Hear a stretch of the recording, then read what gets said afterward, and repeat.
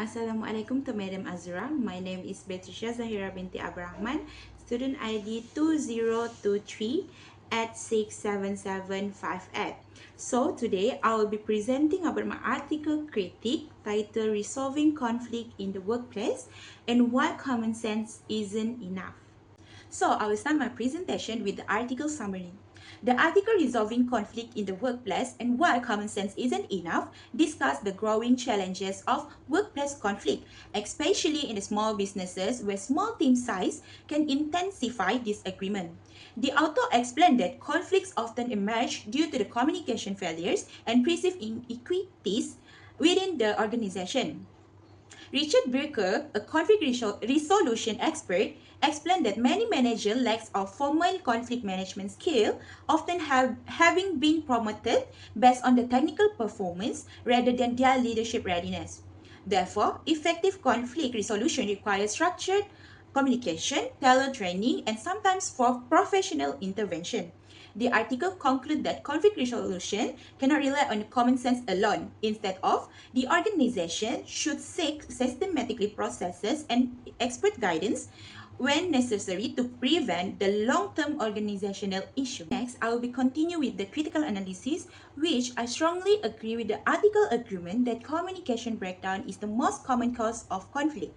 Break's statement aligned with the global leadership studies include Salesforce internal workplace report, which found that 86% of workplace failure are due to the weak communication and poor collaboration. The article is also accurate in stating that many managers are not properly prepared for leadership. Brick explained that employees often become supervisor based on the technical skills, not on their ability to manage people. This supports Kate's managerial theory, which says that technical expertise alone is not enough, whereby successfully leadership also requires strong human and interpersonal skills. Finally, I agree that the conflict usually signals deeper structural issue. Rarely is the disagreement just a misunderstanding. It often points to something bigger, which is an unclear process, workload imbalance, inconsistent expectations, or lacking leadership systems.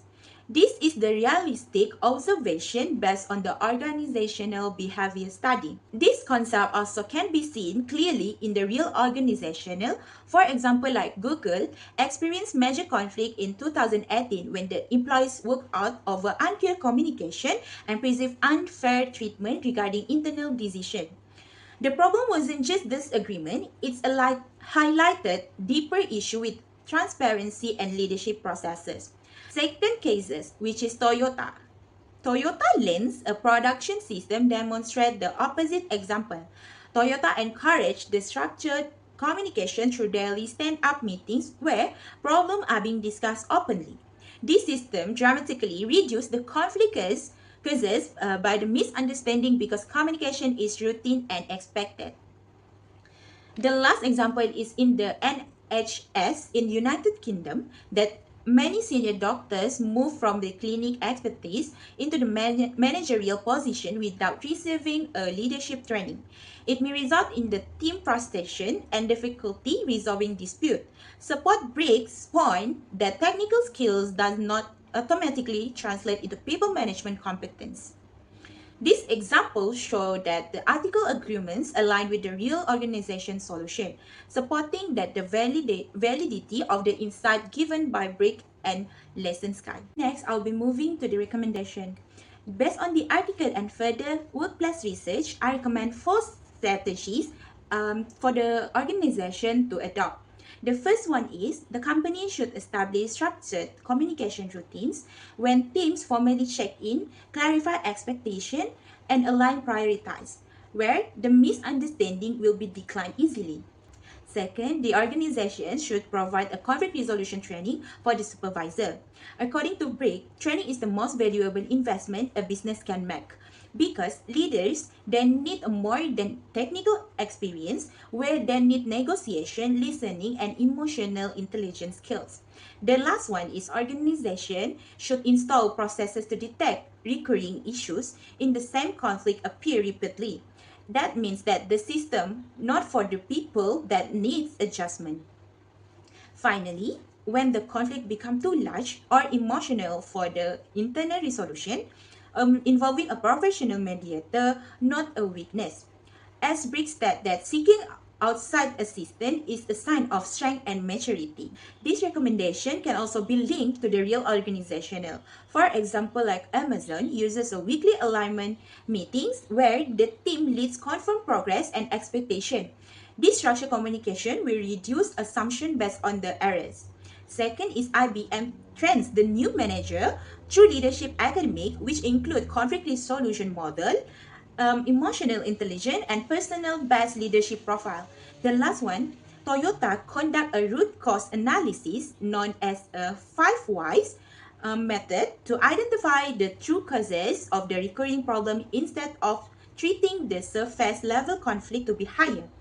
This example demonstrates how the strategy recommended in the article are used successfully in the real business environment around the world. In conclusion, workplace conflict is unavoidable, but it can be managed if the organization are deliberate about addressing it. The article argues, which I also agree with, the common sense isn't enough because of the communication, emotional reaction, perception of fairness, and structural issue influence conflict.